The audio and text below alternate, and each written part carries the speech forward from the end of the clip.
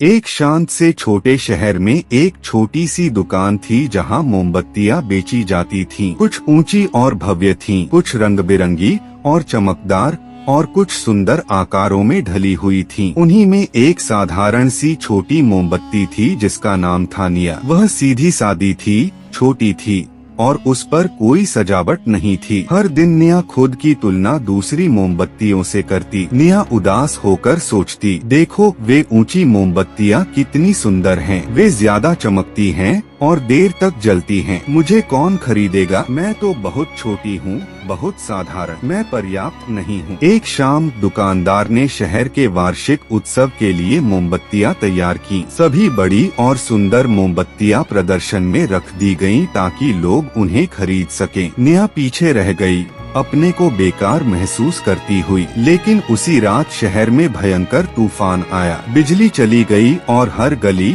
हर घर अंधेरे में डूब गया। तभी एक छोटा लड़का दुकान में भागता हुआ आया और दुकानदार से बोला, कृपया मुझे एक मोमबत्ती दे दीजिए, मेरी दादी बीमार हैं और हमें घर में रोशनी चाहिए। दुकानदार ने तुरंत निया को उठाया और उसे लड़के के हाथ में दे दिया। लड़का जल्दी से घर भागा और निया को अपनी दादी के बिस्तर के पास जलाया। निया की नरम गर्म रोशनी ने कमरे को भर दिया। दादी ने हल्की मुस्कान के साथ कहा, यह छोटी सी रोशनी ही मेरे लिए काफी है।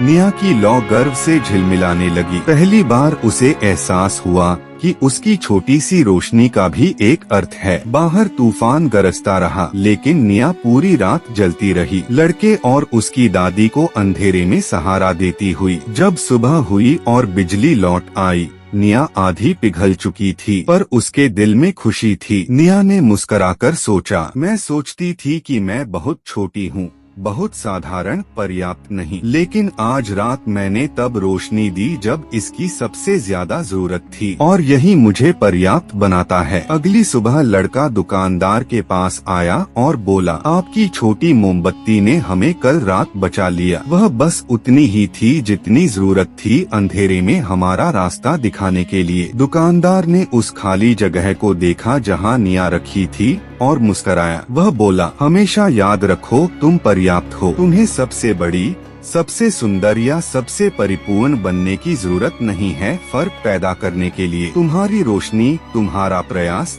तुम्हारी मौजूदगी जैसे तुम हो, दुनिया में आशा लाने के लिए पर्याप्त है।